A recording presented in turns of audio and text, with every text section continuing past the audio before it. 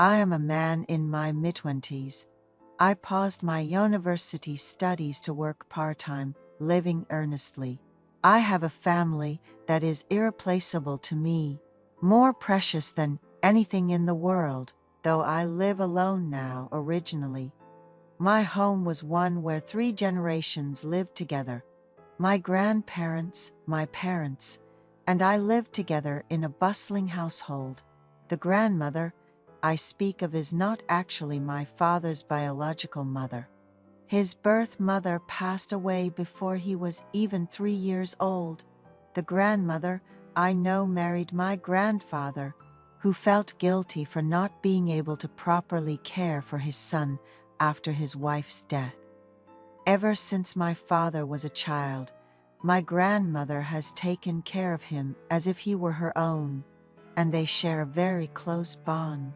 If my grandparents ever had an argument, my father would invariably side with my grandmother. He regards her more highly than his own birth mother. My grandmother, fearing that my father might feel neglected if she had her own children, chose not to have any. Thus, my grandmother has always treated my father as her own son. Even after I was born, she told my mother, "You pursue what you want to do. I'll take care of the child. Don't worry." We weren't in a situation where my mother needed to work. My grandfather had built a considerable fortune from a brick factory, and with my grandmother's support, my father was able to attend a prestigious university and secure a professional job. My mother, who married my father, is also a person with many dreams, especially sharp in business matters. She now runs a factory supplying building materials, a business passed down from my grandfather. My grandfather adored my mother for fulfilling the dream of business expansion that he couldn't achieve through his son. Naturally, our family relationship strengthened. While living together, my grandmother also helped me with my studies and managed my academic portfolio. Like my father, I found that I was more suited for academics than physical labor, and ended up attending the same university as him, following in his footsteps. While not exactly the same profession, I too am studying in a field that could lead to a specialized career. I attribute my admission into such a prestigious university entirely to my grandmother's influence. And even after moving out to live on my own, I frequently visited my family. Then one day, my grandfather was suddenly diagnosed with cancer. He had never been a drinker, yet he was diagnosed with liver cancer, which was a difficult time for our family. My parents were still busy with their lives, and the news that my grandfather didn't have much time left brought a shadow over our family. However, initially given only about 6 months to live, my grandfather fought the disease for nearly 2 years. He bravely underwent treatment, wanting to do whatever he could for his family. Unfortunately, after 2 years of battling the illness, he passed away. I sometimes think he endured all that time, wanting to see his beloved grandchild. My parents even told me, "Grandfather wanted to see you. That's why he was so diligent with his treatment," with a sense of sorrow. After my grandfather's funeral, my grandmother declared her intention to live separately. Despite my parents' strong objections, she insisted, "You all are grown up now, and I want to enjoy some time with my friends. Just check in on me occasionally. It's not like I'm going to die right away." And she moved out spiritedly. It was probably my grandmother's way of considering my parents. She seemed fine, going on cruises and trips to Europe with her friends, always bringing back gifts for us. We thought she was doing well. However, one day, I received a call from my mom saying, "Your grandmother seems to be unwell. Can you go check on her? I'm on a business trip and won't be able to visit until tomorrow." After a long while, I decided it was time to see my grandmother and spend some time with her. So right after my part-time job, I headed to her place. Upon arrival, it seemed like she had come down with a severe flu, as she was bedridden and barely moving. So I made her some warm tea. My grandmother married my grandfather when she was still in college, quite young, and after my grandfather passed away, she seemed to have lost a lot of her vitality, which worried me a lot. To lighten the mood, I pretended to be more cheerful and reminisced about old times with her. My grandmother told me, "You and we don't have the age gap of a grandmother and grandson, maybe more like that of a mother and her youngest son. I've raised you more like my own son than my grandson," patting me softly. Nostalgia hit me, and I ended up falling asleep in her arms. When I woke up, it was nearly midnight, and I thought I should leave before the last train departed. Trying not to wake her, I carefully tried to get out of the bed. That's when my grandmother quietly called my name. She then told me, "Stay here tonight. I've been feeling really lonely and scared lately." Despite her strong opposition to living separately in front of my parents, it seemed she was actually feeling lonely and scared. I lay down again, feeling guilty for not understanding my grandmother's feelings, holding her hand tightly. Suddenly, she turned towards me.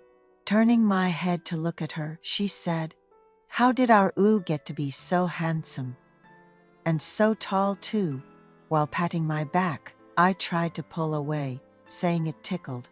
But where my grandmother's hand landed was truly surprising. Feeling somewhat guilty, I turned over. While she had been playfully teasing me, suddenly she became quiet. Then, at some moment, she took a bold action while holding my hand. I was perplexed, but naturally followed her lead as she guided me. Initially, I wondered, is this okay to do with my grandmother? But once we started, I couldn't stop. She guided me with the same kindness she had shown when teaching me my studies in my childhood. Waking up in the morning, the events of last night felt so peaceful, they might as well have been a dream. As usual, my grandmother woke me up from sleeping in, and we had a late breakfast together. She thanked me for visiting despite my busy schedule, and even gave me some pocket money. I started to apologize. "I'm sorry, but she cut me off, saying, 'Stop there. Your grandmother wanted to relieve you of your stress, thinking it might be hard on our young grandson. It helped me alleviate my loneliness too. Let's not feel sorry for each other, okay?'" Hearing this, my heart felt at ease. Since I didn't have a part-time job that day, I returned directly to my studio apartment. No matter how much I thought about it, whether it was a dream or reality, it had indeed happened. But my grandmother's nonchalant behavior left me confused as well. Then, a good idea struck me. I decided to buy her some natural oils as a gift. My grandmother really loves aromatherapy oils and massages. She always purchases well-known and nicely scented products for her home. I did my research and spent a portion of my paycheck from my part-time job on expensive natural oils. With my grandmother's birthday coming up soon, and the family planning to gather, I thought it would be the perfect time to give her the gift. I didn't contact my grandmother until then because I was a bit confused. After all, she had raised me since I was young, and I thought she might have been equally taken aback. When my grandmother's birthday arrived, our family gathered at a restaurant. After a simple meal and singing the birthday song with a cake, we presented her with birthday gifts. My grandmother was visibly surprised when she unwrapped my gift and saw it was natural oils. The family also asked my grandmother, "Why, don't you like the gift from Ooh?" Of course. My grandmother hurriedly replied, "No, I was just glad, because I used to use this a long time ago. Thank you all for the gifts." I thought my grandmother clearly remembered the events of that day. So, when everyone was about to head home after the meal, I blurted out, "I want to stay at Grandma's house tonight." My parents said, "That's a good that is. Take good care of Grandma." Only my grandmother gave an awkward smile and said, "All right, my strong grandson, let's go to my house," with a meaningful smile. Seeing my grandmother's smile, I smiled brightly back at her and headed to her house with her. My grandmother told me, "I've prepared the guest room for you. You can sleep there." I was very disappointed. Seeing my expression, my grandmother gave me a bright smile and winked. I followed her into the master bedroom. My grandmother seemed a bit surprised when I followed her in, but went into the bathroom to shower without saying anything. I also took a shower in the bathroom in the living room and took the natural oil. I gave her to my grandmother's room. After her shower, my grandmother lay down next to me. When I asked her, "Are you going to sleep?" she just shook her head. Feeling a bit suffocated, I asked her, "When did you start feeling that way?" My grandmother looked flustered and said, "It wasn't that I harbored those feelings that day. It just happened spontaneously. I was wondering what to do, but then my grandmother asked me, 'Did you buy the oil on purpose?' I just nodded, and then my grandmother opened the oil I had placed next to her and handed it to me. She slightly lifted her shirt and lay down on the bed, saying, 'Since you've bought it, let's use it.' I agreed and slowly massaged her using the oil. During this, my grandmother guided me, and we spent a pleasant time together. The next morning, while I was deep in sleep, my parents came to my grandmother's house.